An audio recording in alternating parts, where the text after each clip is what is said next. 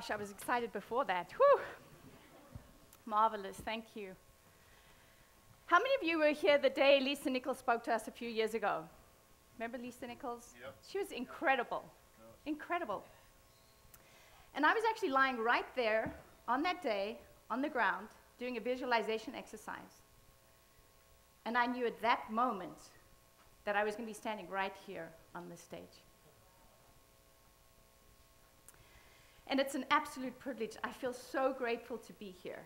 Like, I know the caliber of people who come to Principia, so it means a lot to me that I get to speak to you, that this is a message I get to share with you. And as we learned in the basic, we are not individual islands. We are all connected, right? This is really important to me. In fact, it's the greatest purpose I have in my life is to be able to create world peace and a better world for everyone, not just some of us, but all of us. And this is because I grew up in South Africa, as the video showed.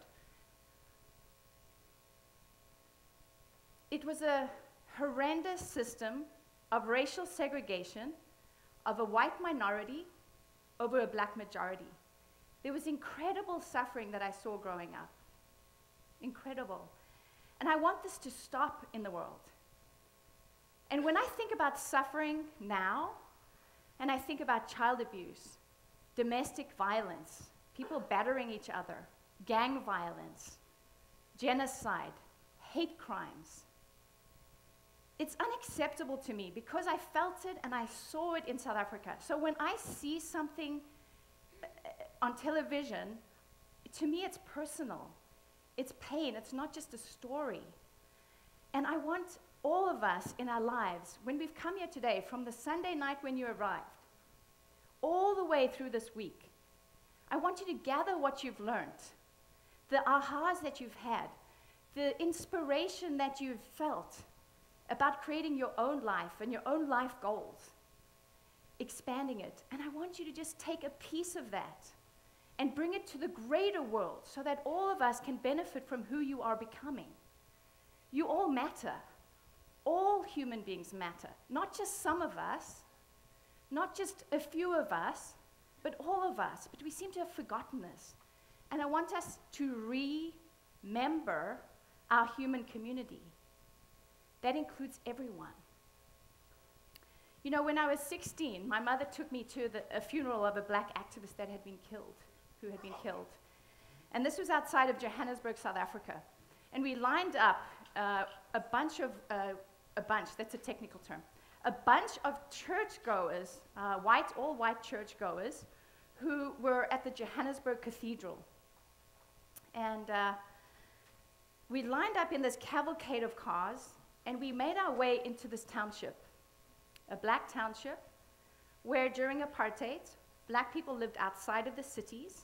And let me just add that black people in South Africa at that time during apartheid were, which again, and I just want to repeat, was a system of a legalized system of racial segregation of a white minority over the black majority. And black at that time signified anyone who wasn't white enough. Anyone who was African, black African, anyone who was Indian, from India, Asian, and anyone of mixed race. That was the categorization at the time. And so we had gathered, and the townships were placed outside of major cities as a source of cheap labor, right? So we made our way into on this particular day, we made our way into the township. And as this cavalcade of maybe 30 cars and minivans made its way to the road where the township began, I looked out of the front window of the minivan I was in, and I saw across the road military tanks and armored vehicles, which we call Caspers in South Africa. They're painted white, and local civilians who were part of this segregation system and were suffering from it called them Caspers, Casper the Ghost. That was their name for them. And slowly but surely, the negotiators for our mission went to the police and army and asked if we could please have entry to this township. They said we could enter the township just for the funeral, but we could not socialize. We had to attend, and then we had to leave the area as soon as possible. So we did this. The negotiators came back to each of the minivans and said to the parents in the cars, if there are any small children, we would like you to move to the back of the cavalcade and the convoy and return to the cathedral, because we are fearing that there will be violence. So my mother turned to me, I was 16, not a child, and said, Cath, do you want to stay or do you want to go? And I said, I want to stay. So we started to proceed, and as we proceeded into the township, people started to come out of their homes, shacks. There was a major economic disparity between the groups. And people who were living in the townships were living in corrugated metal iron shacks, no running water, no electricity, and dusty roads. And as we went through, people just started to follow the convoy.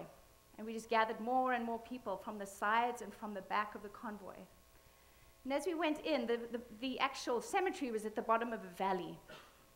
And I looked out the window of the minivan on my left-hand side at the top of the hillside. And I thought, oh, nice picket fence. But as I looked more closely, it wasn't a picket fence. It was a line of soldiers lined up with their guns at an angle like this. I was terrified.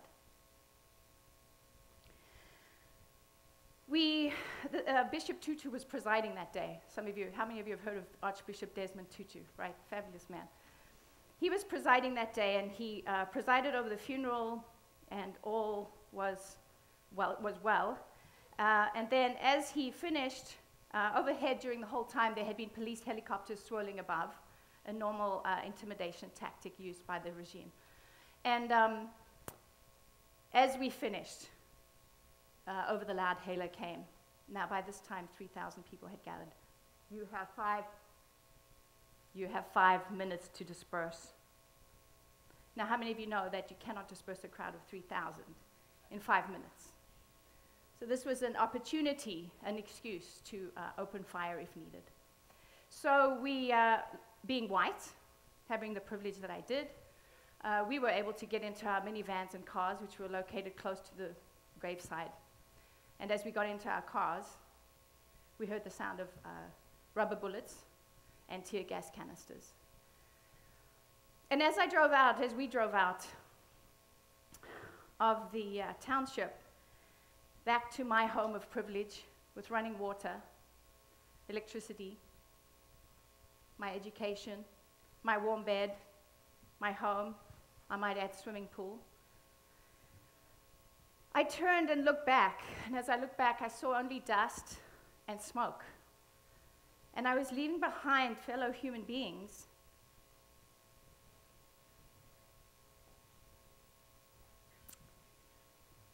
and I wondered what had happened to them that day.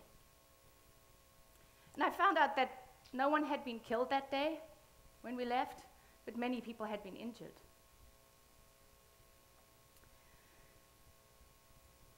You know, privilege, and in this case, white privilege comes in many forms. It could be male privilege, it could be straight privilege, it could be religious privilege. It's generally invisible. And it's what Peggy McIntosh, a social psychologist, I'm a trained social psychologist, what she calls the invisible backpack or knapsack of privilege. And we wear it, we carry it, but we're unaware that we have it as we make our way through the world and doors open for us and we access all kinds of opportunities. The other thing about privilege, not other than being invisible, is that it's unearned. You know, I remember saying to my mother, why was I born white? I didn't want to be white. I didn't want to be white if that's what white people in our country were doing. And she said to me, it's an accident of birth. And for a long time, I believed that. I believed that I was just randomly born white, and someone else was randomly born black or Indian. And a friend of mine who heard me give a small talk a while ago, who's African American, after the end of the talk, said to me, if I closed my eyes and I listened to you, I wouldn't have known that you were Caucasian. And I stood there and I thought, gosh. And then all of a sudden it hit me and I said, I'm not. I'm not Caucasian, I'm human, and so are you. We're not our labels. But we do have to remember something. Because the world labels, those labels come with certain privileges. You know, I was lying in bed this morning at 4 o'clock, I might add, thinking about this talk. And for some reason, I've never had this thought before. And this wasn't part of my speech, so I'm just going to add it in right here, which I'm doing. But I lay there and I thought, when you're in a nursery and you're born and you're put into your little buckets, you know, next to each other in the nursery, and the nurses are all looking, bassinets, whatever they're called. Buckets, that's right. South Africa, we use buckets. Just kidding. Okay. So that would be another stereotype of Africa we won't perpetuate. So anyway, you know, do the babies sort of turn to each other and, you know, a baby with darker skin sort of look over and go, looking a little pale over there. You know, we don't start out with these labels. These are imposed labels. We learn them. So back to privilege. So privilege is something we navigate the world with and we don't realize we have it. So when I teach at the university, and I sometimes teach between 30 and 300 students depending, I'll say to students, think about your social identities for a second. Write them down. Just don't do it now. It's great. But I'll say to them, write them down, and they'll start to write them down. I am a student. I am Hispanic. I am gay. I am whatever, you know, whatever they start to write down. And every single time, without fail, thus far in my teaching years, I'll say, how many of you wrote down able-bodied? And other than the people in wheelchairs or other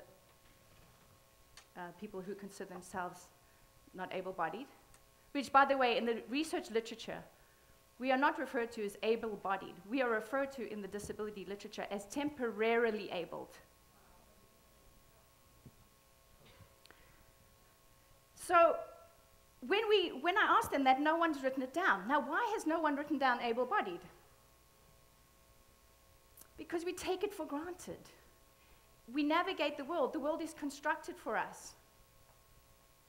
We go into a place, we access the building. But when you break your leg and you're in a wheelchair and you have to navigate your hometown, or you have to visit an aunt, or you have to get to the second story of a building that you own and you want to show a friend who's a quadriplegic, as was in our case, we suddenly discovered, after having been in our office building for 2 years, that there actually was no elevator, and our neighbor couldn't visit us because the top story had no access. But we didn't realize that, because the world is constructed for us on our behalf. And this is what privilege is in those various realms that it plays out. So I remember my mom talking to her about this, and talking about this idea of it being a blind spot. How many of you drive, and you've been driving down the road, you're rocking out Michael Jackson, woohoo, right? Michael Jackson, really loud, change lanes, check your mirrors, everything's good, go to change lanes. There's a car there, right? You get that like, and then you get the flash of adrenaline down your legs. It's uncomfortable. Blind spots are uncomfortable. And the same thing happens when we notice our social blind spots. When we start to realize, oh gosh, I have privilege here I didn't realize. I'm actually benefiting here, and I had no clue. I'm actually perpetuating this system, not consciously, but I'm contributing to it in some way. And so I just invite you today just to think about this as you go off into your lives. And I was, I've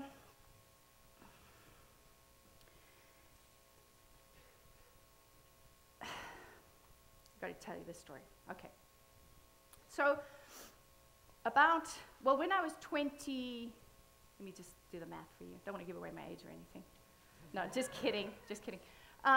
When I was 24, is that right? Yes, I was 24. And I was lying in a park in Cape Town, South Africa. And as I lay there, I heard a helicopter overhead. And I got up, I was in my shorts and t-shirt, and I'd just come back from America. So do you remember Birkenstocks? No comment. Okay, so I was wearing my Birkenstocks at the time. And I got up and I walked to the end of the road to see what was going on. And on the corner was it was a warm day. It was a gentleman with a long black leather jacket. And he was standing there with a cell phone. In those days, they were like this big, you know. They weren't common. And I said to him, what's going on? And he said, no, look, there's a chance Nelson Mandela is coming to this elderly home right here in about 15 minutes. I said, what? Nelson Mandela? He said, yeah. So there I was in my Birkenstocks t-shirt and shorts going, do I run home and change into something respectable? Or do I stand there and not miss the opportunity to meet Nelson Mandela, right? So I was like, no, I just have to stay. I can't miss this. So we waited around, and it was in a still primarily white neighborhood. It was 1995. And as we stood there, about 30 people had gathered in this primarily white neighborhood at this elderly home. It was a circular driveway. And sure as anything, about 15 minutes later, a cavalcade of 3 black armored cars came down the road. He pulled into the circular driveway. We'd sort of stood on one corner of the property. And Nelson Mandela got out of the car. And he walked, he was about where the corner of that building is, in the corner of this room. And he walked into the building. He didn't even turn and look at us. I was like, oh. But it was just amazing to catch a glimpse of him that close, right? So we stood there and we waited, and a little while later he came out. And as he came out, instead of walking over to his car, he walked straight towards us. And he walked over, and in the front of the group, there were about 3 little boys, and they had cricket bats. How many of you know what cricket is? I don't want to explain it. Okay, good. Woo! The world is advancing. Excellent. Okay. So anyway, so there they are, and he walks straight over. He looks at these young boys, and he says, lovely day for cricket, boys, isn't it? They're like, yeah, it's great. Yeah. And then he takes the time to shake every single one of our hands. And I remember reaching over the shoulder of the person in front of me and looking in his eyes and shaking the hand and just being amazed at the capacity of this human being who had been in jail, in prison, my entire life. I was 25 at the time. He was in prison for 27 years. He'd been released just a few years before. And just thinking, how is it possible that someone who went through such human degradation, dignity of character, imprisonment, could come out, and actually not while he came out, he actually wrote the South African Constitution, which happens to be one of the world's best constitutions if you look at it legally. He wrote it in prison, in the quarry where he chipped stone. Obviously not as he was chipping stone, when he went back to his cell. But anyway, just to be too literal. But you know, this amazing person, and I couldn't believe that I'd got to meet him. But he signifies for us this capacity to remember that we are connected no matter what is going on around us. It's like being a fish in a fishbowl, right? It's hard to tell what the water is. It's hard to tell where we have privilege. It's hard to tell that the systemic violence that is going on, the direct violence, which is easy to see, right? We can tell when someone's being beaten or hurt. But we cannot see sometimes the impact of the systems that are structured and follow with direct violence to impact people. But he had this capacity to stay connected to the fact that we are all human. We do all matter. We are all connected. And what a gift. And I want to tell you that Nelson Mandela is no different from all of us. He just used his human capacities. He used his courage. He held true to what we all know, and that's what Sai teaches, of what's possible for all of us. And so I encourage us to do that today. I encourage you to take what you're learning and to do something greater than just for yourself in your own life. Change the systems around you. Challenge racist, homophobic, whatever the jokes are. Challenge them. If someone tells you a joke and it hits you in the gut and you go, oh, you know, it's hard to take it on in that moment. But we have a consciousness that is higher we've had the privilege and the ability to take these courses and to know what's possible for the world. Let's own it. Let's do it. So when someone tells a joke, just say, instead of combating them, or just say, I'm sorry, I don't understand. Don't understand why that's funny. You know? Or just say, wow, that hurts me. But most of all, it's your consciousness. It's the consciousness that we know changes things first. So hold on to that consciousness. Grab hold of it. And then start to see the shift in society. Last but not least, as I said in my talk, I didn't realize they were showing the video, but when I lay in my tent here at hour 21, and I was trying to think of this amazing stuff I was going to do with my life, right? Like, oh, my vision, what am I going to do with my life? Like, nothing had come to me. It was 21 out of 24 hours. I'm like, this is great. You know? And my husband will tell you, I don't like camping, right? Could you tell? No, I'm kidding. So, but as I lay there, and then all of a sudden, this thought came to me of, all bodies are sacred. So when it first hit me, I was like, sacred? I'm not religious. At that point, I didn't have a spiritual path, even though I grew up Catholic. I thought, what does that mean, all bodies are sacred? So I've thought about it for some years. That was in 2009. But if we could just, each of us, remember that one thing through our lives, all bodies are sacred. Your body is sacred. Treat it as if it's sacred. Take care of it as it is sacred. Love it. Honor it. My body is my body. Your body is your body. I don't get to invade your body, and you don't get to invade my body. If we just remember that one tenet, it could change everything. I have more to say, but I'm going to end. And I just want to say thank you so much for this opportunity to talk with you today. It's been a complete honor. And as I said, just if you'll take one small thing from what I've said and make some small change that'll change someone's life, that'll change some part of a system, it would just mean the world to me. And I look forward to seeing you next year, here, maybe here, at Principia. Thank you so much. Yeah!